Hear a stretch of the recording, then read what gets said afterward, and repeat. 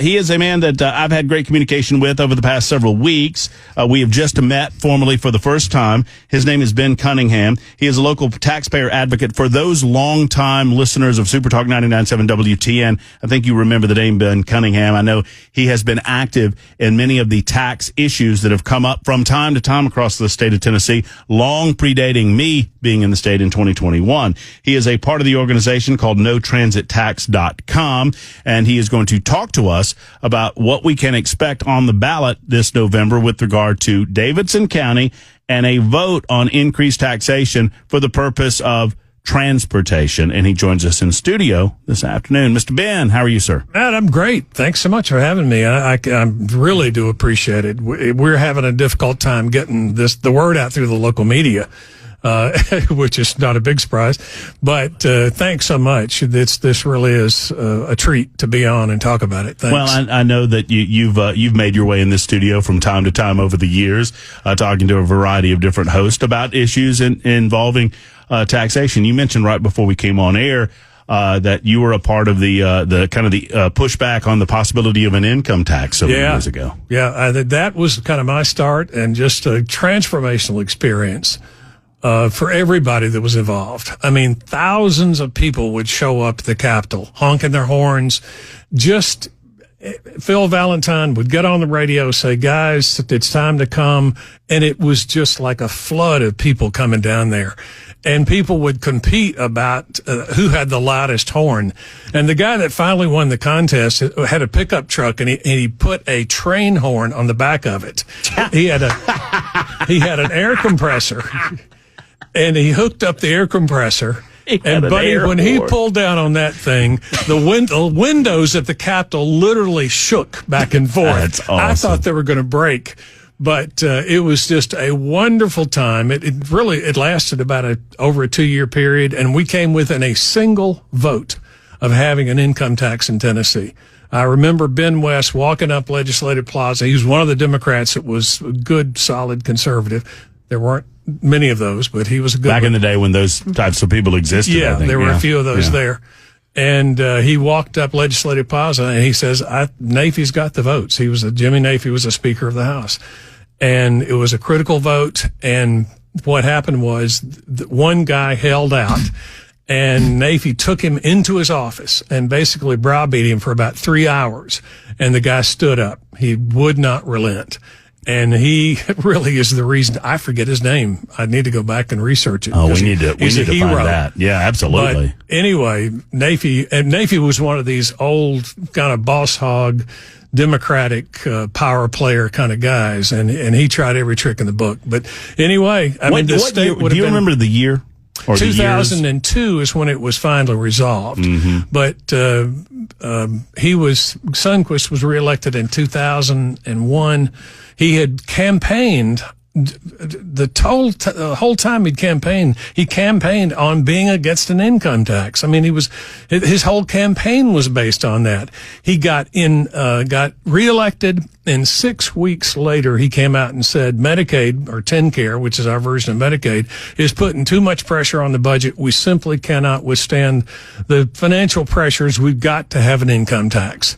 And you talk about people feeling betrayed. Oh man, Phil Valentine being no question. It was just people were pissed. Ken Weaver, do you remember this? You weren't here back in the day. I wasn't here then. Oh man, but you've heard the stories too. I'm sure. Absolutely. But that's the first time I've heard about the fellow with the train horn. I've never heard that before. Yeah. Oh, he was great. I mean, it got their attention too.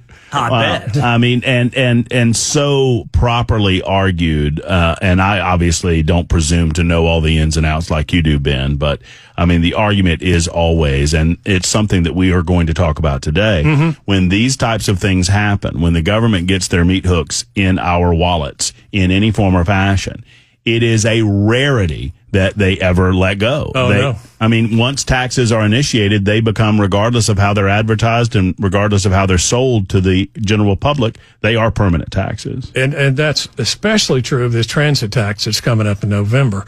It really is not about transit. as much as it is a revenue source, which will then be used to match federal funds. And every time you get a federal grant, it's got strings attached to it. It's got regulations you've got to follow. It's got Emily Evans, and maybe we hope you can have her on sometime. Oh, yeah. She really knows her stuff about all these strings that are attached to these federal grants. And one of the major strings is zoning. They incentivize you to get this high density, what's called nest zoning. They incentivize you to take up traffic lanes with bike lanes, which people I get emails about that every day. People are really pissed off about these bike lanes. They never see anybody in the bike lanes, but there they are, taking up a lane of traffic. And so this really is, and several proponents of the transit tax have openly admitted this. They said, okay, this is just the first step. We're not going to do regional rail. Freddie was all for the 2018 transit proposal. That was the same. It was enabled under the same legislation, exactly the same kind of process we went through in 2018 when Megan Barry, the mayor then, was proposing this. And it failed 2-1. I mean, and it was interesting, just like now, the Vanderbilt polls showed, just before the election, showed it was winning. And the Vanderbilt polls now are showing that it was winning, but it failed miserably 2-1. When you talk to people, even the supporters, the support is a mile wide and about 1/8 of an inch deep. Nobody really wants all of this. It's $6.9 billion. And that's another issue, if I could discuss that also. In 2018, Freddie O'Connell was a member of the Metro Council.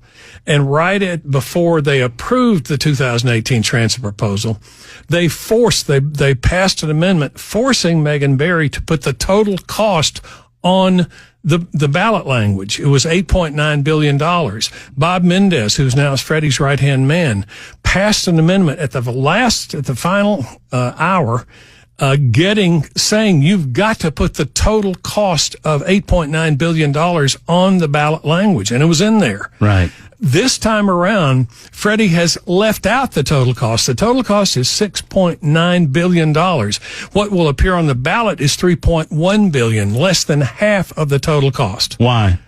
Because we have a very far left Metro Council, and there was not even any discussion about it.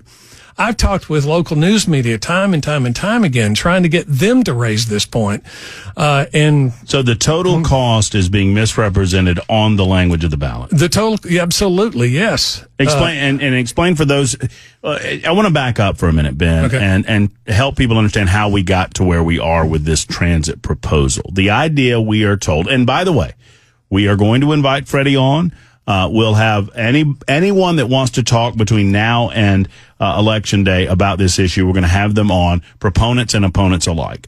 Ben is obviously an opponent. I am predisposed to be an opponent unless convinced otherwise. I am a no on taxes until you convince me otherwise. Always. That's my default position. So as it should be. I mean, as it should be, right? So what is the nuts and bolts of the proposal for Davidson County? This proposal is authorized under what's called the Improve Act, which was passed in 2017. Won't get into the nuts and bolts and bore everybody to death. But basically, that has a little provision in it. It raised taxes. It did away with a hall income tax, had a number of provisions. One small provision in it's called the local option surcharge. And that allowed local governments to increase 5 taxes. It specified 5 taxes, one of which was a sales tax. They said you can do this if you want to fund mass transit. And it's very well defined in the bill. It says mass transit is public access shared public transit, which is buses and trains and subways, that kind of thing. Mm-hmm. And I believe strongly that the bicycle pass, the traffic synchronization, and the sidewalks are not authorized by the Improve Act. There's a big legal question about whether or not that's even actually authorized by this enabling legislation. But they stick it in under the umbrella. But they stick it in under the umbrella. But I think it is, in fact, we've had some discussions with some attorneys, and you may hear more about that. Mm-hmm. But anyway, it was authorized under the Improve Act, as was the 2018 transit proposal. This is the only 2 times it's been used. Megan Barry did it in 2018, and it was defeated 2-1. It was an absurd proposal. She wanted to run trains down the middle of Nolensville Road and Dickerson Road, literally down the middle of the streets. And I worked with Randall O'Toole. He's a transit expert with like trolley cars. Well, it was kind of like trolley cars. Yeah, Right, basically, right. It's a 2 or 3 car train running down the middle of the major streets, Dixon Road, Nolensville Road. Let's take up more room where cars could be. It would for riderless. Yeah, I get it. They couldn't turn left. I mean, it was just a mess. We figured out the average speed of these things was 8 miles an hour if you account for all the stops that they had along the way. It was an obscenely absurd and ridiculous thing. But it was defeated. Freddie saw that. And I think that's one reason, frankly, he didn't want to put the total cost in this proposal, in this ballot language. Because he could have. The total cost, again, is $6.9 billion. And that's from the CPA firm, Kraft, the company that did the audit of the proposal. Under the Improve Act, you have to do this audit and get all the numbers and everything. They said the total cost over the term of the project is $6.9 billion. Freddie said to Megan Barry in 2018, you must put that. We demand that you put that total number in there. Right. This time around, he said, no, we're not going to put that total cost in there. We are not. It is, my words, it is a lie. And it's because they're putting a dollar figure on it that is an incorrect dollar figure. Absolutely. And they know Absolutely. it's incorrect. And the taxpayers need to know what the total cost they're facing over the period. It's about $10,000 per resident, per capita, of Davidson County. So we're going to get into the nature of the tax itself and exactly what they claim that it would do with Ben Cunningham in just a moment. And right after Ken Weaver's Bottom of the Hour newscast, we'll open up the phone lines for any of you that wish to ask questions of Ben. He's kind of more of an expert in this arena. He is well up on exactly what the proposal is. He is with us in studio this afternoon in the Matt Murphy Show. Ben Cunningham is with us. He is with the organization NoTransitTax.com. He is an advocate for the taxpaying citizens of Davidson County and beyond, and we're discussing the nature of this transit tax that will be on the ballot for Davidson County residents in the upcoming election cycle. So specifically, what are they taxing? We talked a little bit about the nature of I got you there. We talked a little bit. No, that's on me. That's on me. I talked a little bit about the nature of what it might be going to, and I want to delve more into that in a moment. But specifically, what's coming out of our wallets if this thing were to pass? Half-cent sales tax increase, which would get us to the maximum tax rate allowable in Tennessee, 9.75. And about 100, the estimates range from 120 to 150 million dollars a year over the total life of the project. Like I said, it's the number you won't see on the ballot, which he demanded that Megan Barry put on the ballot in 2018, is $6.9 billion. So that's the total cost. Of and everything included in the proposal. Well, and it's some of the costs are very nebulous. It's hard to figure out. And he's very open about the fact, and they've always been very open about the fact that this really is kind of a slush fund to get federal grants, and what is going to happen to those federal grants in the future, nobody knows. And this has been the downfall of transit agencies all across the country. They get these huge federal grants, and typically they're for capital expenses. And the local folks have to pick up the operating expenses. And so most of them fall off the physical cliff at some point when that money runs out. And they have to raise property taxes typically.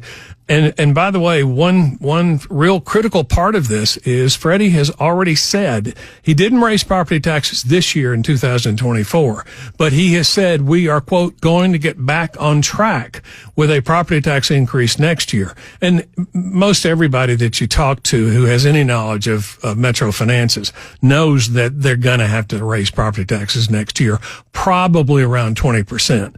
So if you vote for this sales tax, you're actually voting for two taxes. You're voting for a half-cent sales tax increase, and you're voting, and you know you're going to get hit with a property tax increase next year.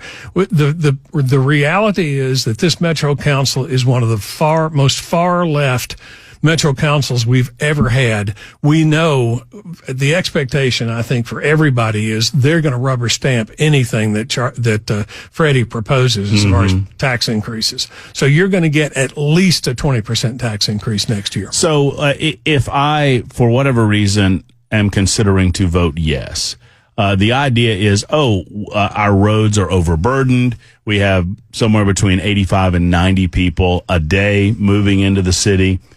We need, obviously, to make sure that the roads are kept up, et cetera, et cetera. I mean, that's how they're selling this, right, to the taxpaying citizens. Well, this is not for roads. None of this money will go directly to roads. But that's kind of the spirit of the way that they're selling it. That is. It's traffic congestion. We're going to reduce traffic congestion, which, of course, is crazy because the bus system right now carries less than 0.5% of the total passenger miles. Less than 0.5% of the total passenger miles that are driven every motorized passenger miles. Again, don't want to get too wonky here. Are accounted for by transit. So if you doubled or tripled transit, it wouldn't do anything noticeable to traffic congestion. And it's just crazy to assume. And the bus system is like the bus system, bus systems and transit everywhere. They're plagued with crime. And you're not going to see a major increase in ridership. The ridership now has just inched back up what it was pre-COVID. And while all the other modes of transportation have exceeded that long ago, people, the name of the program is Choose How You Move, ironically. But when you look at how people move, they choose the convenience and the safety of an automobile. Right. That's how people choose to move. And when you look at the stats, and when Freddie says, this is for immigrants and low-income commuters, we're really going to help these folks. No, the stats show that if you commute by bus, it takes an average of 46 minutes. It takes twice as long on public transit to commute as it does to a car. All right, hold your thought right there, Ben. Ben Cunningham is our guest. We've got news to get to, and this is your opportunity to ask any question of Ben that you might have regarding the transit tax. 615-737-9986.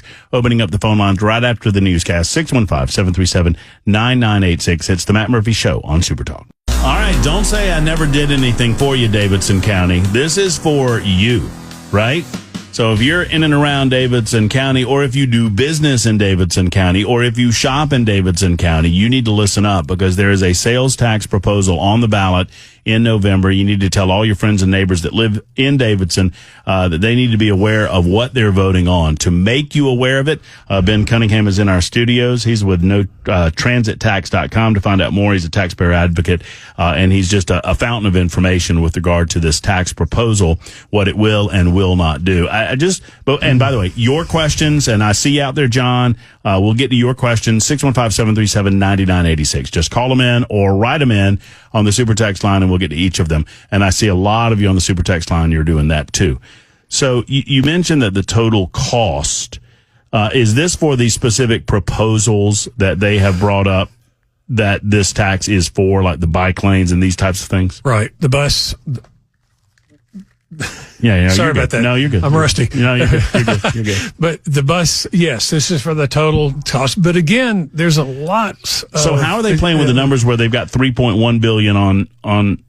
Well, $3.1 billion is the so-called current cost or capital cost, and $6.9 billion is the real cost. Number. Right. It's the amount of taxpayers, the amount of money the taxpayers are going to have to take out of their pocket and give to Metro government over the term of this project. It is $6.9 billion. It's one of the largest projects ever for Metro government. What all is that money? Huge project. I'm just a publicly educated boy from Georgia. What is all that money going toward? That really is a big question here, and we don't know what the total cost of all these little elements are.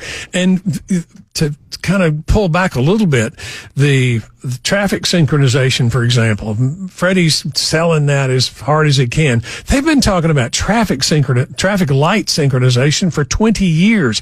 And I believe Metro government has already gotten grants in the past for traffic light synchronization. Any damn fool ought to know that traffic light synchronization is something we should have been doing for a long time. By the way, that sounds like a politician BS response. I mean, that doesn't sound like anything. No, I mean, you know what I mean? It's like, Well, for traffic synchronization, it's going to cost us $1.5 billion. What? I mean, it doesn't sound like it's anything. And Google has this special program. They go around to cities and they offer this technology free of charge to help cities move their traffic flow. There are all kind of ways that we can do traffic light synchronization. But for the mayor to come up and say, "Oh, hey, this is a big new shiny object that we're going to fund with this half-cent sales tax," no, this is something they've been looking at forever. Sidewalks are something that should be part of a normal operating budget. Mm-hmm. You shouldn't have to pass a special tax to do sidewalks. And the bike lanes, that should be part of a normal transportation budget. But he's acting as if all of these things are special and we're just now facing this challenge, and nobody really knows what it's going to cost eventually, because again, he's talking about these huge federal grants that he's going to get. And some of the supporters are actively now talking about, oh yeah, we're not going to get regional rail now, but with these federal grants, we can start paving the way for regional rail. That really is, for many of the supporters, that's the ultimate objective, is to get this huge regional rail that is not. Freddie has said, "Oh, this is a very small project. We're not doing any of that stuff like we did in 2018 when it was defeated 2-1. This is just kind of a small project." No. He wants federal grants, so eventually they will have regional rail. And you talk about property tax increases, buddy. You'll get property tax increases. So if the idea here, and I think I know that I'm preaching to the choir for most of you when I say this. So you're putting a half-cent sales tax on the citizens of Davidson County for a specific set of reasons. So obviously, Ben, they're going to tell us when this tax is going away, right? Because if it's a new tax for a specific thing, once that thing has been paid for and is complete, the tax goes away. Isn't that the way it works, Ben? It never works that way. Of course. It will never work that way. You get politicians get their grubby hands on the taxes. That's why it'd be so hard to raise taxes. And it's so frustrating for me, frankly, to talk to people and they talk about, again, these kind of generic feel-good terms. We're going to reduce traffic congestion. No, we're not. There's nothing in here that's going to substantially affect traffic congestion. Now, you could go to, one thing we've suggested is you go to these major downtown employers like AllianceBernstein or Oracle or Amazon, and you ask them to stagger their start times, or you ask them to give people work at home options. That's the way that you start reducing the amount of traffic that comes into downtown. And Freddie right now could use his bully pulpit to go to those corporate citizens. They always talk about, oh, we're good corporate citizens. We love Nashville. We're going to help Nashville. Well, if you really do, then let's get your assistance in reducing traffic congestion by allowing your employees to have the flexibility to come in outside drive times or to work from home some of the time. That's one way you could do that, and it doesn't cost a cent. 615-737-9986. Many of you already responding on the super text line. John has called in with a thought and question on the transit proposal. Hello, John. Good afternoon. You're on with Matt Murphy and Ben Cunningham. Hi, Matt. Hi, Ben. Hey, John. Hey.